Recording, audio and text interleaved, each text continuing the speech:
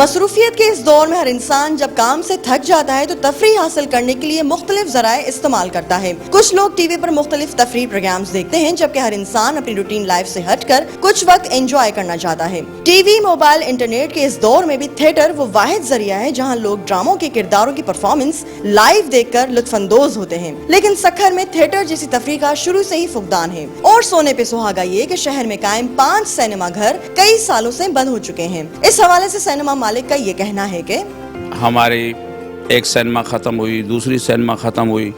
हम लोगों के जहन में ये था कि जैसे सिनेमा ख़त्म होंगे तो बिजनेस बढ़ेगा, ये चीज़ बढ़ेगी। जब से वीसीआर आया सिनेमा को उसने कमर तोड़ दी कि थिएटर जैसे हमारी निशात सिनेमा के अंदर जो था वो अपना क्या नाम है मनवा थिएटर से ही मशहूर था। उसके बाद उसको चेंज किया गया थिएटर से, फिर उसको जो चेंज किया गया सिनेमा निशात सिनेमा के अंदर, तो साथ साथ सिनेमा चलती गई। और आस्ते गवर्नमेंट की जो टैक्स थी, ये थी वो थी, उसके बाद प्रॉपर्टी टैक्स है, प्रोफेशनल टैक्स है, इनकम टैक्स है, तो आदमी कहाँ तक चलाता उसको। जबकि शहरी इस बारे में ये कहते हैं कि शहर में जब सिनेमा घर कायम थे तो वो कभी कभार तफरीह हासिल करने के लिए फिल्म देखने जाया करते थे। शहर में सिनेमा घर थे तो तफरीह थी, लोगों को रोजगार मैसर होता था।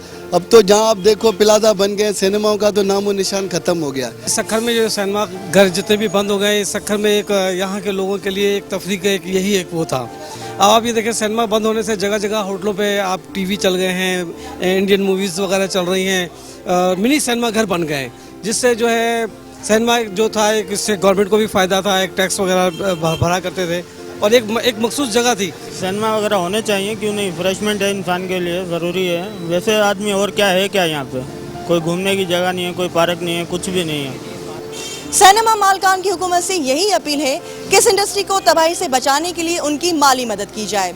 कैमरामैन मुर्तज़ा समेजो के साथ नौमिता गुल, ARY न्यूज़, सक्खर।